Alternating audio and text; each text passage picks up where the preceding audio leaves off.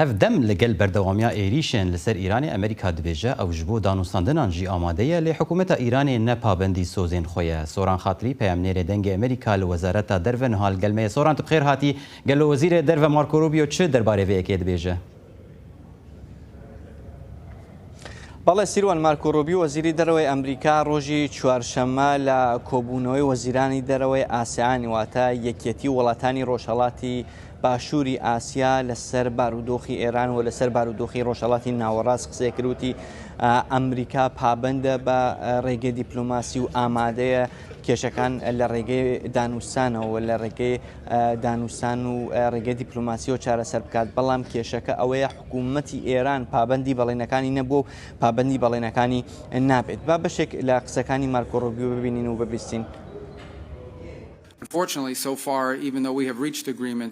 بەداخەوە هەتا ئەم ساتە سەرڕای پەیوەندی ڕاستەوخۆی ئێران لەگەڵ ویلایەتە یەکگرتووەکان چ بە شێوەی ڕاستەوخۆ و چ ناڕاستەوخۆ بۆ گفتوگۆکردن لەسەر چارەسەرکردنی کێشەکانی پەیوەست بە پێشهاتەکانی و ناوچەیە ئێران پابندی بەڵێنەکانی خۆی نەبووە و وەک چۆن سەرۆک ترامپ ڕایگەیاند کێشەی ئێستا ئەوەیە کە ئێران لە دانوستانەکاندا جددی نییە.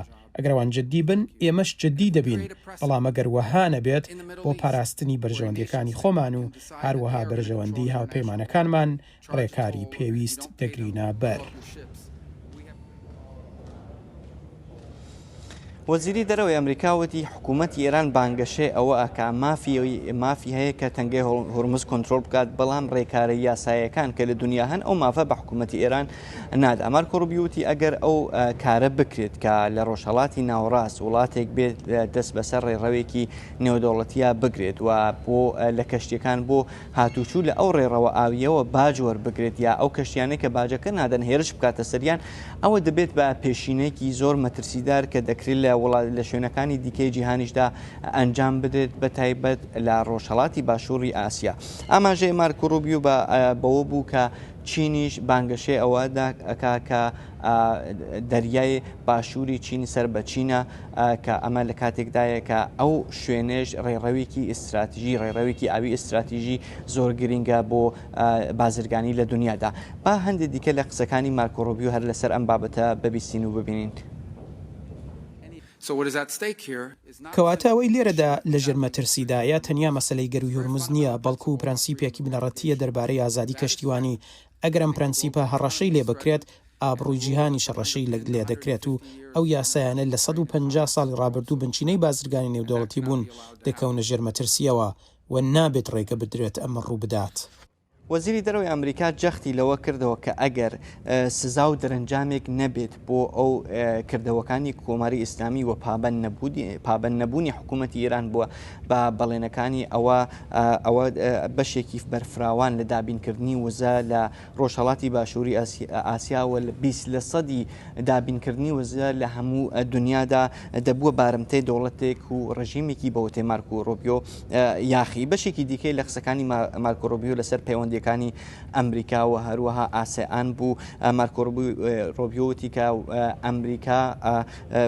ئەمریکا پابندبوونی خۆی بە ئەمنیەت و ئاسایشی ئاسیانەوە نە بە قسە بەڵکو بە کردار کردووە ئەویش بۆ بەرهێنانی 2.5 میلیارد دلار لە ئەم وڵاتانە لە وڵاتانی ئاسیاندا. مارکۆ ڕۆبیۆ وتی گەشەپێدانی ئاسیان لە بەرژەوەندی ئەمریکادایە و ئەمریکاش لە تەنەشتی ئەم وڵاتانەی باشووری ڕۆژهەڵاتی ئاسیا و وستاوە چۆن لە بەرژەوەندی نەتەوەی ئەمریکادایە. مارکۆ ڕۆبیۆ هەروە وتی کە هاوکاری ئەمریکا و ئەو وڵاتانەی ئاسیان ئاسایشی جیهان بەهێز دەکات. لە پەراوێزی ئەم کۆبوونەوەدا مارکۆ ڕۆبیۆ لەگەڵ سەرۆک کۆماری فیلیپین لەگەڵ وەزیرانی دەرەوەی کوریای باشوور ژاپۆن و هەروەها چین و هێندیش دیداری کرد. لە دوای دیدارەکەی لەگەڵ وانگیە یانێ وەزیری دەرەوەی چین مارکۆ ڕۆبیۆ وتی کە ئەمریکا و چین هەندێک جیاوازیان هەیە بەڵام بەرپرسیارەتی سەرەکی هەردووکیان ئەوەیە کە نابێت مەجال بدەن کە ئەم جیاوازیە لە کۆنتترۆل بڕواتە دەرەوە. هەر لەسەر پاش ئەو دیدارە لەسەر ئێرانیش قسەی کردوتی چینیش دژی کردەوەکانی حکوومەتی ئێرانە لە تەنگەی هورمز. بله سوران خاطری پیامنیر ما لوزارت درو گل اکسپاس بو وان راپورتان